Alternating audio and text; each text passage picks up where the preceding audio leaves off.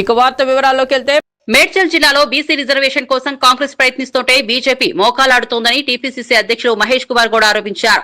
జిల్లా కాంగ్రెస్ అధ్యక్షుడు హర్షవర్ధన్ రెడ్డి ఏర్పాటు చేసిన ఓట్ చోరీ ఎల్ఈడీ ప్రచార రథాలను మంత్రి పొన్నం ప్రభాకర్, రాష్ట్ర ఇన్ఛార్జ్ మీనాక్షి నటరాజన్, మహేష్ కుమార్ ప్రారంభించారు. అనంతరం జిల్లా కాంగ్రెస్ కార్యాలయం ప్రారంభం చేశారు. మహేష్ కుమార్ బీజేపీ మూడోసారి అధికారంలో ఓట్ చోరీ ద్వారా వచ్చిందని, రాహుల్ గాంధీ పిలుపుతో పాదయాత్ర ద్వారా ప్రజలకు తెలియజేస్తామని పేర్కొన్నారు. 5 ఎల్ఈడీ వాహనాలను ఏర్పాటు చేసినందుకు హరివర్ధన్ రెడ్డిని అభినందించారు. కార్యక్రమంలో మాజీ ఎమ్మెల్యేలు, రాష్ట్ర, జిల్లా, మండల కాంగ్రెస్ నాయకులు పాల్గొన్నారు.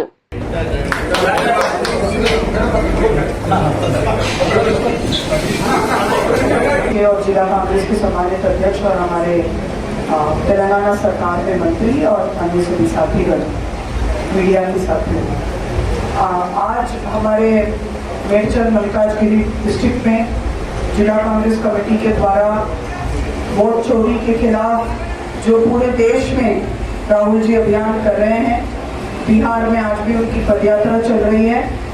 ऐसे समय में जो यहाँ पर गाड़ियों को शुरू करके एलईडी के साथ राहुल जी के अपने आवाज में जन जन तक जो ये चुनाव आयोग का हो रहा है, जिस तरह से चुनाव आयोग सत्तारूढ़ दल का फ्रंटल ऑर्गेनाइजेशन बन के काम कर रही है, उसको एक्सपोज करने का काम कर रहे हैं। మన తెలంగాణలో మన జిల్లా నుంచి మేము ఏర్పాటు చేసినటువంటి ఈ కార్యక్రమం మరి దేశవ్యాప్తంగా ఇదే విధంగా జరగడానికి ఒక నిదర్శనం.